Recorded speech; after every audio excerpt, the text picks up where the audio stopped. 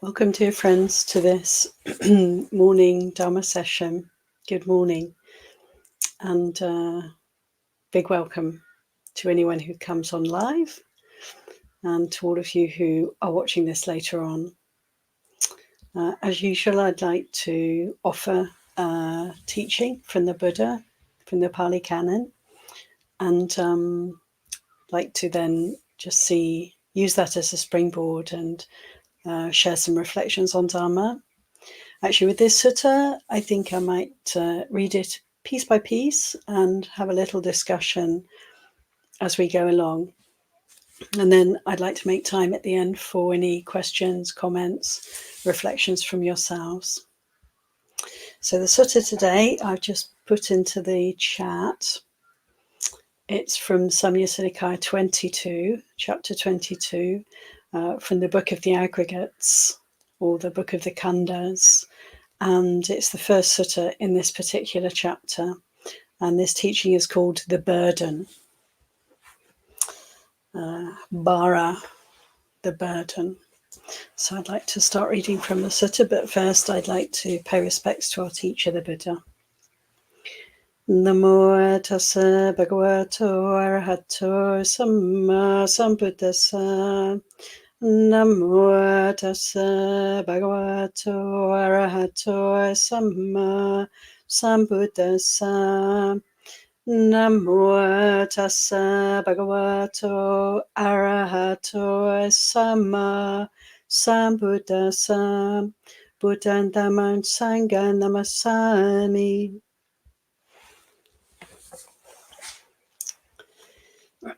So again, this sutta is called The Burden, and it's the first in the chapter, which is also titled The Burden chapter, from Samyutta Nikaya, Book of the Aggregates. And this teaching was given at Savatthi. There, the Blessed One said this: I will teach you the burden, the carrier of the burden, the taking up of the burden, and the laying down of the burden. Listen to this.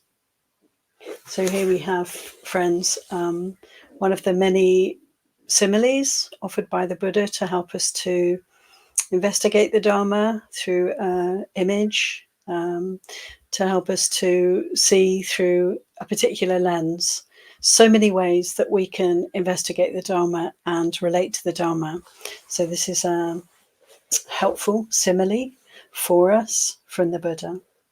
He goes on to say, and what is the burden?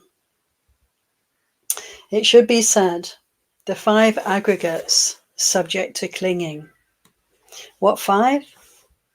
The form aggregate subject to clinging, the feeling aggregate subject to clinging, the perception aggregate subject to clinging, the volitional formations aggregate subject to clinging, the consciousness aggregate subject to clinging.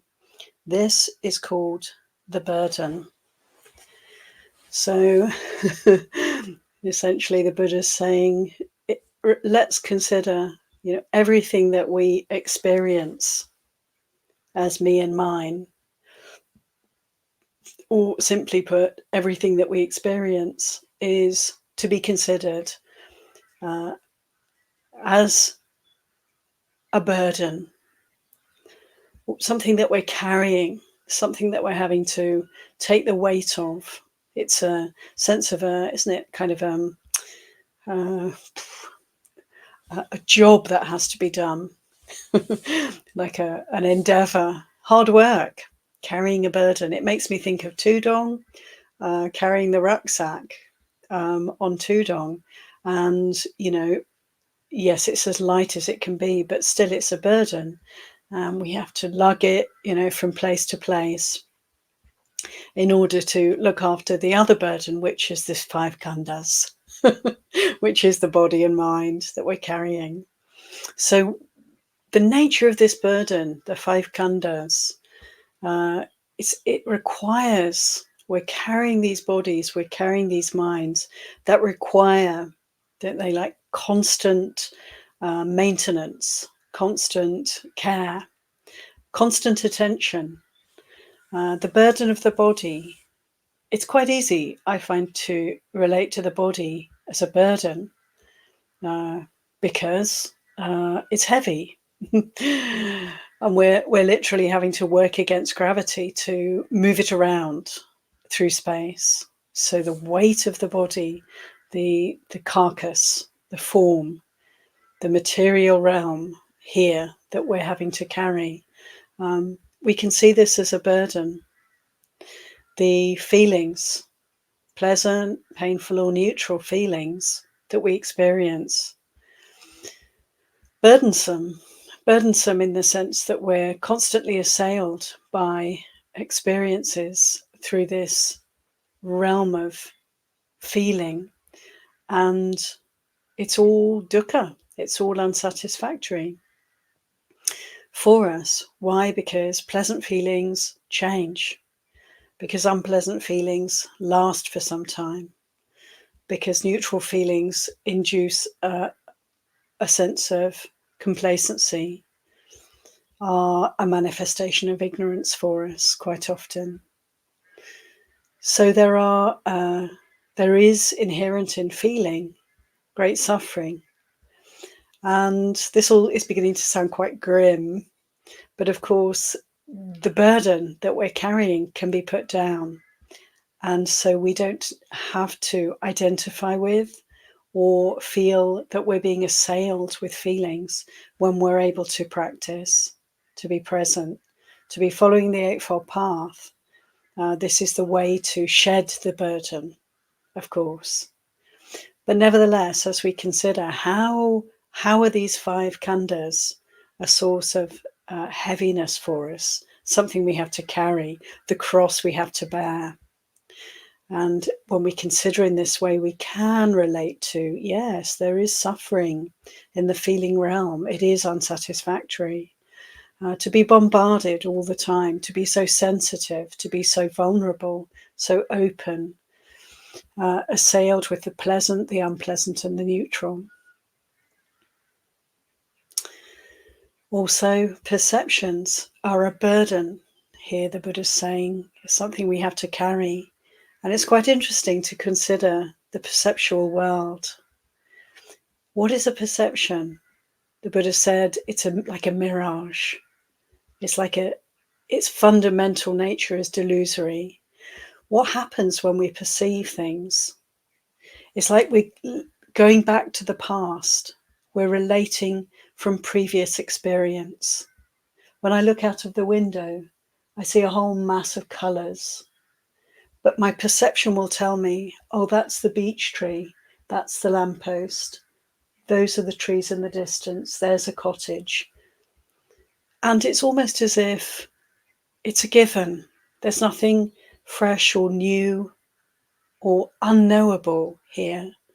The perceptual realm is the realm of labeling, pigeonholing, categorizing. And as soon as the mind does this, we've stopped actually seeing what's present, what's actually there. So the fresh gaze, the innocent gaze is lost, and we're relating through our past experience, naming and labeling and kind of discarding all in one moment, the moment of perception. And inevitably, whatever we perceive is going to be short of the mark, off target, not quite true, not quite real, because of the nature, the stale, habitual, patterned nature of perception. Perception is a burden. Perception is a burden for as long as we carry it. We can, yes, through our practice, let go of the burden and free up. We can observe perception, observe the process and not identify with that. Let it go. But maybe I'm jumping ahead. Let's continue with this first part of the teaching where the Buddha is telling us these 5 khandhas are a burden. So what other khandhas do we have? We have the mental realm of conditions, volitions, sankhara. Sankhara are a burden. This is all the constructs, isn't it? As many of you know, it's the ways in which we think, the ideas we have, the memories that we have, you know. It's the whole field of ideation, conceptualization. This is a burden. So again, it's like this is a heavy load we're carrying. All our thoughts and ideas, all our memories, all our views and opinions, which beat us about and get us into all kinds of trouble, and even create harmful inclinations in us, and can even create the causing of harm by us. How terrible. What a weighty burden these thought formations can be for us. And just thinking itself is tiring. It's tiring. It's hot, you know. It requires a lot of energy. A lot of our nourishment that we take in goes to supply the brain, doesn't it? To enable us to be cogitating constantly. Do we need to constantly cogitate? No. And we, of course, discover this through meditation practice, that we can let go of all this thinking. And when we do experience moments of quietude, the space between the thoughts, isn't that so delicious? Isn't that so relaxing, peaceful, easeful, cooling? And so in this way we can consider how it is that sankhara, that mental volitions, mental formations are a burden for us. And the fifth khandha, the Buddha's telling us, is a burden for us, consciousness. Consciousness itself, this awareness. Here it is, you know, we can't suddenly die and let go of consciousness through sheer willpower. It has its trajectory, it has its karma.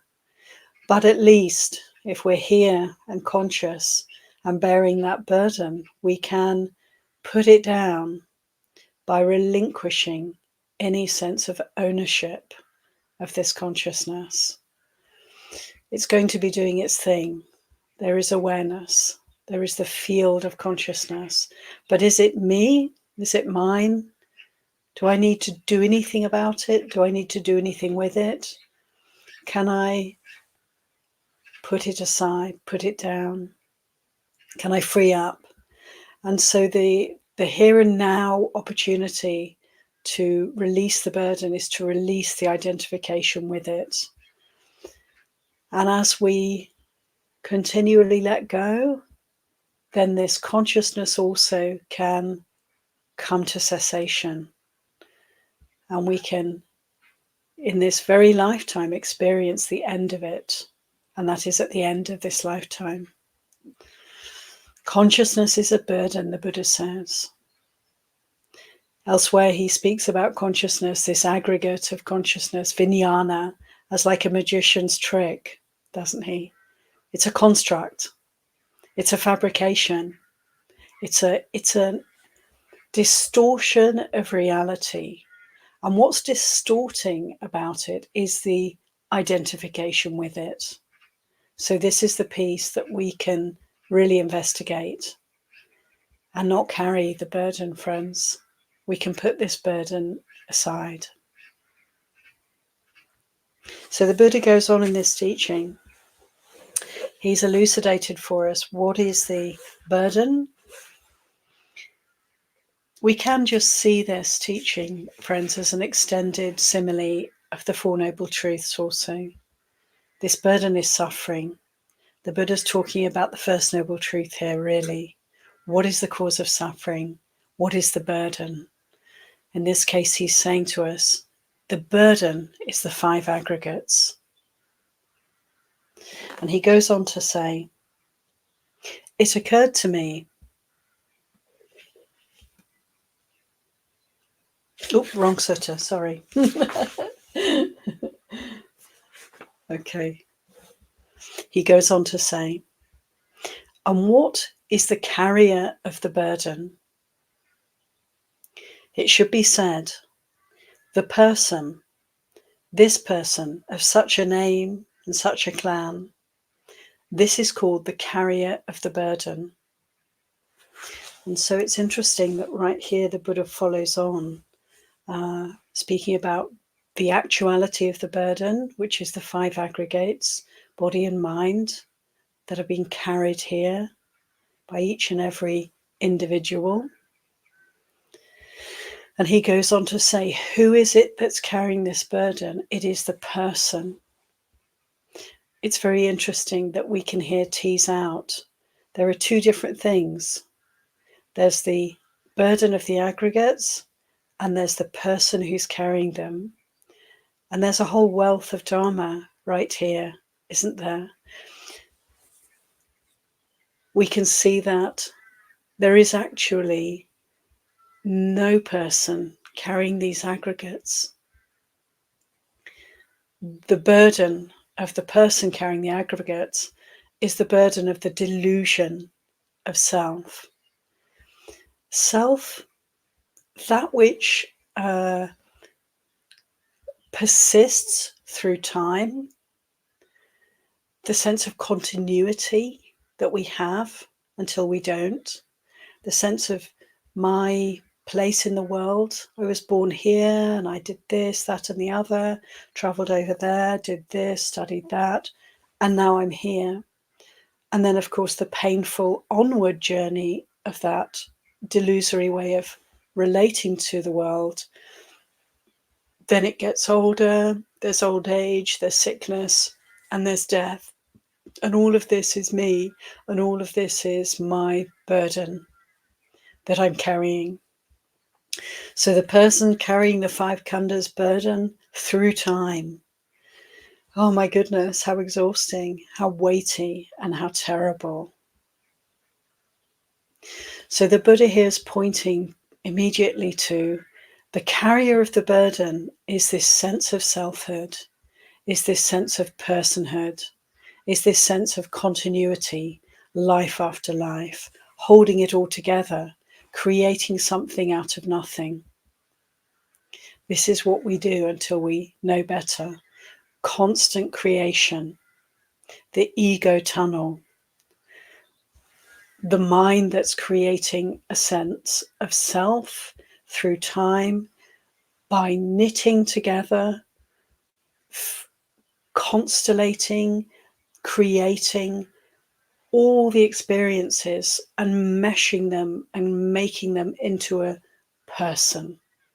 All that is seen, felt, sensed, heard, thought becomes part of this tunnel through which ego moves. And our whole work, isn't it, as practitioners, is to deconstruct the tunnel, deconstruct the magician's trick that is consciousness. Deconstruct is to deconstruct is to remove the sense of self, is to remove the identification, is to remove the propensity that we have to add things together, to join all the dots, to create. And what is it we're constantly creating? We're constantly creating a sense of selfhood. It's exhausting. It is surely a great burden. So to be conscious of the 5 khandhas as a burden, and to be conscious of the sense of somebody here who has to carry that burden. This is the burden. This is the painful delusion. This is the dukkha here. So the Buddha goes on to say, and what is the laying down of the burden? It is the remainderless fading away and cessation of that same craving. Oh, excuse me. Rewind. I'm not doing very well with this sutta reading because my glasses are very blurry. After speaking about the person who carries the burden, the Buddha goes on to say, and what is the taking up of the burden? The taking up of the burden is this craving that leads to renewed existence, accompanied by delight and lust, seeking delight here and there. That is, craving for sensual pleasures, craving for existence, craving for extermination. This is called the taking up of the burden. So again, it's like, there's a lot there, isn't there? So the burden is the 5 aggregates, the body, mind.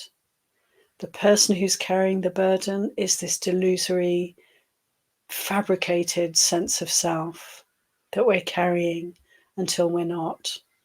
And the taking up of the burden, when we take up the 5 aggregates and carry them as a burden, it's because of desire that we do this. It's because of wanting. It's because we delight in the burden. It's because we find some gratification in it from time to time that we're willing to cart it around.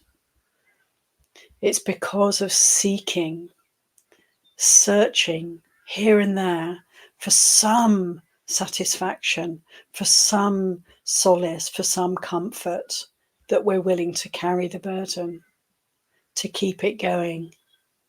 How tiring, how exhausting, but how compelling.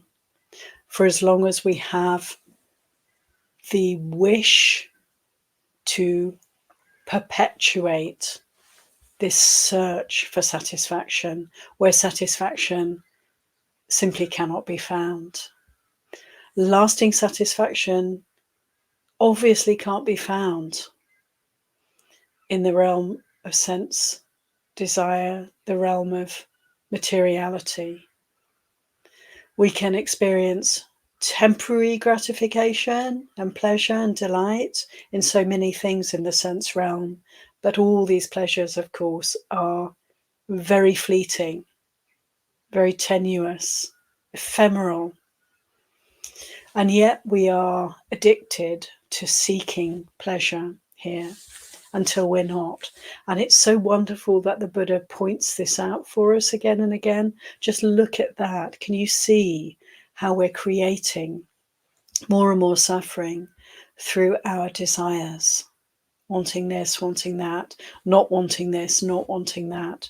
Desire and aversion constantly buffeting us, constantly directing us, constantly guiding our behavior.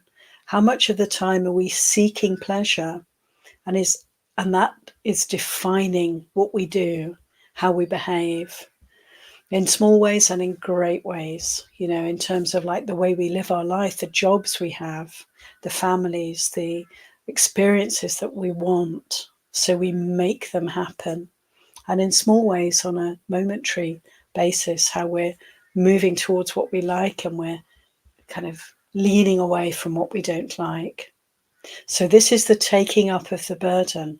This is how it is we get to carry the aggregates around. This is how it has been for time immemorial.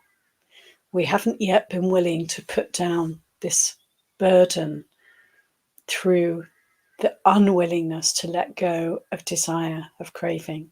And the Buddha here speaks about the different kinds of craving for sense desires, kama tanha, craving for becoming, this fundamental desire to be, bhava tanha, and then the craving for, he says here, Bhikkhu Bodhi's translation, the craving for extermination, or the craving for annihilation, the craving to cease to be, to get away from it all. So there's bhava tanha and then vibhava tanha. These 3 kinds of craving are to be investigated, are to be perceived for the suffering that they are to be let go of. So the Buddha goes on. Okay, I'll try reading it from a distance. That's actually better. He goes on to say, and what is the laying down of the burden? So just to recap, the burden of the 5 aggregates. The Buddha says, consider this. The 5 aggregates are a burden. There's a person carrying the burden, and that is this sense of self, identification with our experience. There is the taking up of the burden. The burden is taken up through craving. It's a choice. We've chosen to carry the khandhas like a burden. And now the Buddha says, what is the laying down of the burden? How to put it down? It is the remainderless fading away and cessation of that same craving. It is the giving up and relinquishing of craving. It is the non-reliance upon it. This is called the laying down of the burden. So there we are. And again, as I just pointed to a little bit earlier, this is like also simile for the Four Noble Truths. The burden is suffering. The cause of suffering, the cause of the picking up of the burden is desire. And the letting go of desire is the putting down of the burden, is the way out of suffering. The Buddha doesn't here mention the Eightfold Path, the way to let go of suffering, the way to put down the burden. He just very concisely tells us, in order to put down the burden, we simply have to let go of desire. Sounds so easy. Lifetime practice. To be able to do this, to be able to be present for craving, to be witnessing desire and not acting upon it. This is our work, to renounce, to be willing to let go of whatever it is we want in this moment, or whatever it is we don't want, to be willing to sit, to still ourselves, to appreciate what's happening. There's a volition here, there's a strong inclination, or even a slight flicker of unease here, of wanting or not wanting. Can I breathe through it? Can I just allow a simple, present moment awareness of these 5 khandhas to be present, to be here, without having to carry them like a burden, without having to own them, without having to polish them, clean them, feed them, nourish them in any way. And I'm not talking about, giving up eating, giving up taking care of the body. I'm talking about working with desire. The wish to have more of any particular experience, the wish to get away from any particular experience. We can know in each moment whether we're swayed by desire or aversion, or whether we're in a place of peace, whether we're carrying the burden or whether we've laid it down in this moment. And we will take care of this body. We will maintain these khandhas. We will live our lifespan. We will live responsibly. We will live ethically, of course. But we will not have to live burdened, troubled, weighed down by the khandhas if we are noticing desire and aversion as they arise and letting them go. Letting them go. Letting them go might not make sense to everyone. You can't just put these things aside as an act of will. To let go is to fully experience the dukkha that's right here when we're caught up in liking and disliking, wanting and not wanting. Can we notice that suffering? Can we understand? Can we stand under that feeling of wanting, not wanting, the agitation of it, the stress of it, the argument with reality that's happening? Can we feel the pain of that and allow it then to do what it inevitably does? Any experience arises, it lasts for some time, and then it passes away. Can we stay with the experience and allow that natural arising kind of energy of it, the wanting, the not wanting energy, and just breathe, observe, relax, and allow it to pass away? And this, of course, is what happens for us in our practice, isn't it? When we're assailed with desire or aversion, we know very well that if we can stay steady, be mindful, focus, allow ourselves to feel whatever we feel, then these energies arise and pass away, inevitably pass away. And every time we're able to be with desire or aversion without acting upon them, without picking up the burden, then we're actually reducing the tendency, we're reducing the weight, you could say, of the burden. We're taking out another little piece of suffering. It's falling away. It doesn't come back if we keep practicing. So we're lightening the load as we work with these causes of suffering, strife, the carrying of the burden when we work with desire, aversion. So the laying down of the burden is very possible, and we can walk very lightly.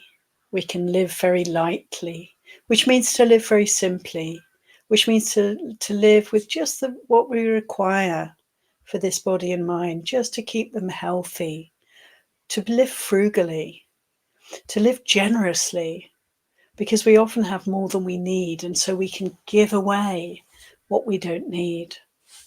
To live in a way that we're sharing the space with others, we're sharing the resources, we're not fighting over,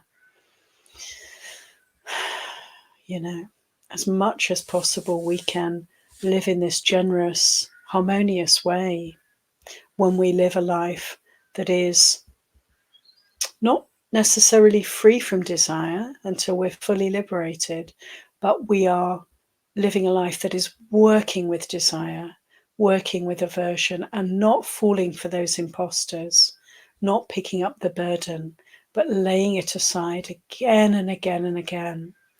And if we keep doing this, we keep lightening the load, then eventually we can get to the point where there is no longer a burden. And we have these 5 aggregates, they are here, and they maintain themselves, and we care for them, and we allow the lifespan, the natural karma to unfold without adding anything, without creating any more of it.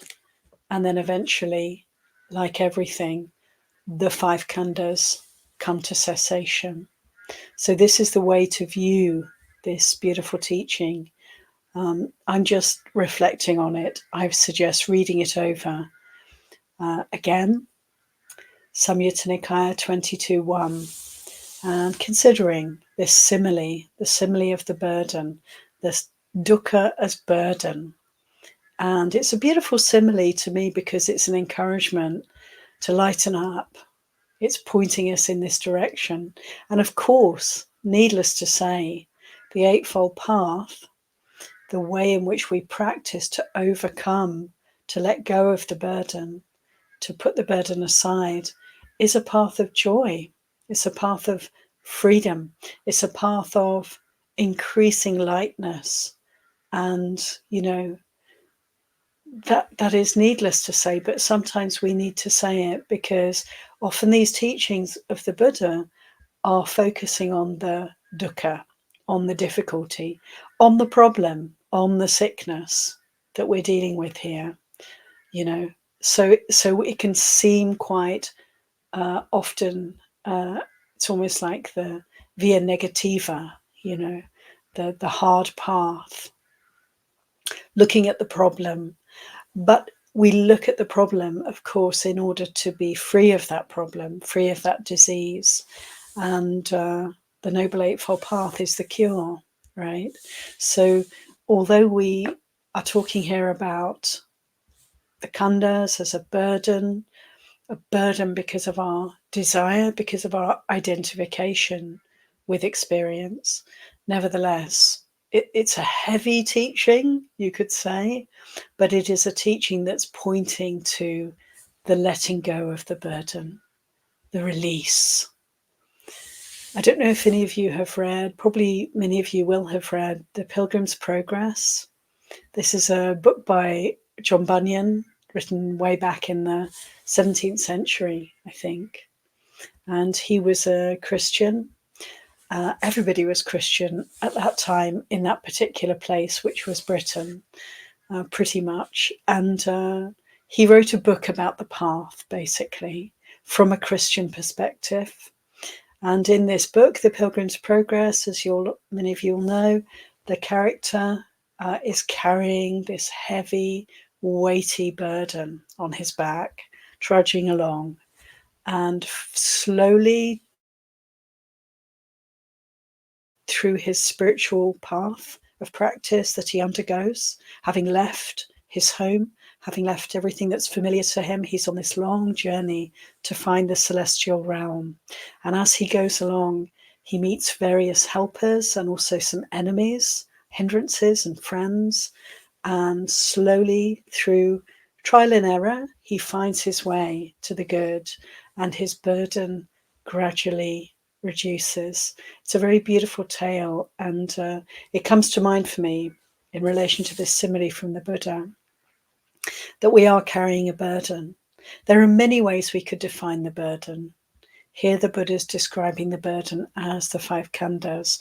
We could also say that the burden here is being described as the burden of desire, of tanha, of craving.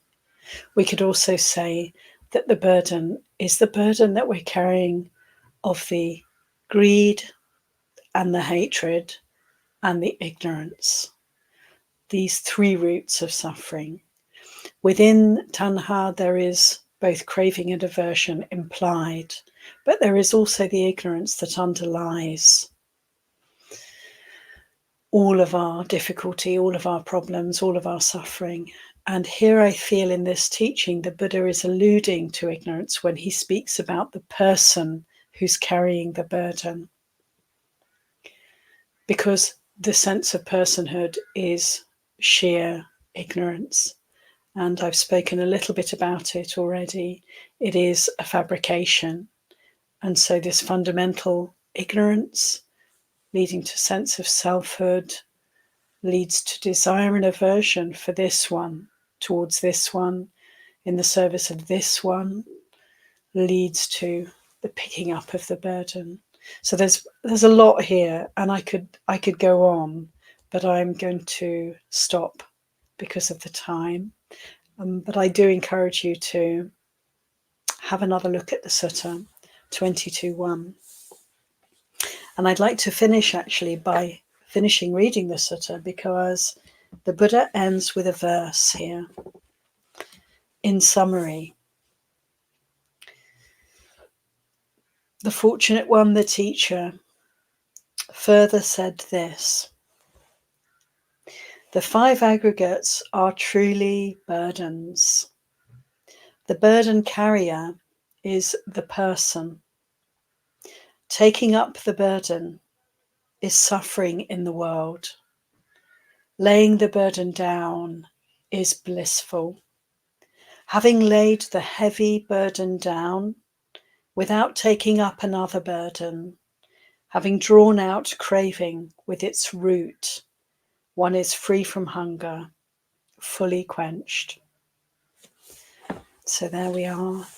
So beautifully, the Buddha ends with this inspiration of the indication of the possibility of laying down the burden and not picking up another, laying it down completely, letting it go completely, coming to the end of suffering, seeing the craving and drawing it out with its root, which of course is ignorance, the not seeing. One is then free from hunger, fully quenched.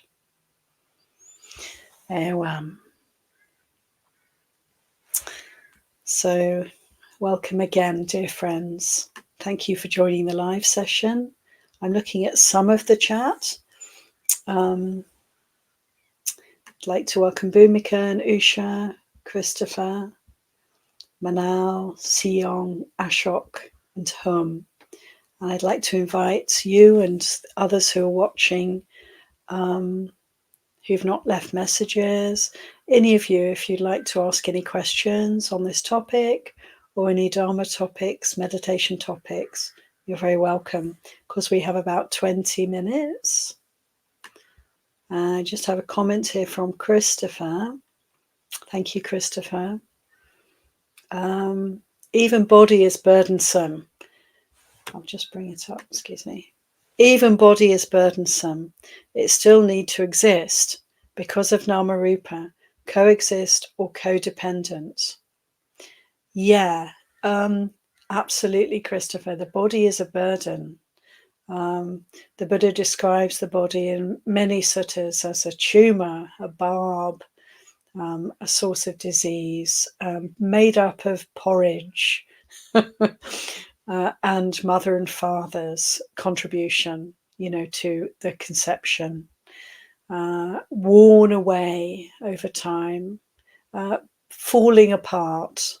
And we can see this, can't we? I mean, it's very good to reflect on this because of the tendency we can have to reify the body, to personalize the body, to have desire and lust for other bodies. We're inclined to, through desire, to create all sorts of quite positive and clinging perceptions around body. We want to keep these bodies, we want to keep them healthy, which is actually very good, but it's like painful if we make too much of a project of that. We want them to be beautiful. We do not want them to get old. We do not want them to pass away. And all of this wanting and not wanting is optional. This is a burden that we can lay down. So to lay down all the burden of our projections and proliferations around the body, all of that can be put aside. And then what do we have? We have this form we are carrying, or it carries us. Actually, none of that's really true either. These are also ways in which we kind of create ideas around the body. Quite simply, it is this. Here it is.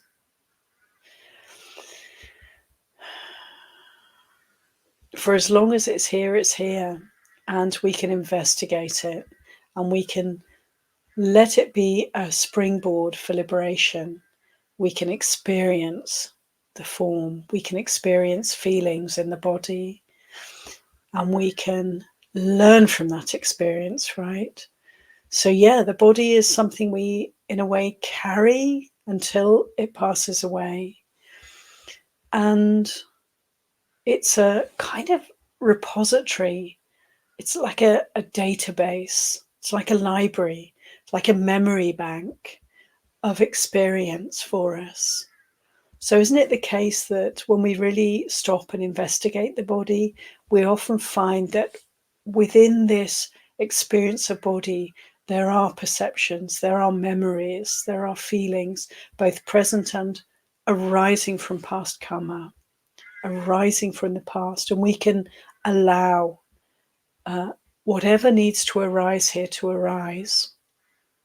Whatever is to be felt. Sometimes we trap energy in these bodies, and this energy can release when it has time, space, kind attention. And so these bodies are an incredible source of Dhamma learning for us. And all we have to do is observe, be present, let go of any sense of an agenda here. witness the unfolding here. And so these bodies are both a burden and also a source of path. They are the path for us. They are the way for us. Through observing these 5 khandhas, we can come to fully realize the Dhamma. Without the 5 khandhas, that wouldn't be possible. So here we are. We're carrying these 5 khandhas. There's a lot of suffering here, but we have the opportunity through this experience to let go of suffering and to realize the final goal. So yeah, body is burdensome until it ceases to exist. It does need to exist in the sense that, well, it's here for however long. And we can make the most of this, yes. Because of Namarupa, yes. Because of causes and conditions, this body and mind are here. And there's a reason for it, and the reason is suffering. The reason is ignorance. And the way to most usefully and beneficially be here in this form is to work for liberation. It's really the only thing to do, is to recognize the suffering and let it go. Thank you for your comment, Christopher. Appreciate. I'm not seeing any more comments. So we can conclude. We'll conclude with 3 sadhus. Sadhu, sadhu, sadhu, anumodami.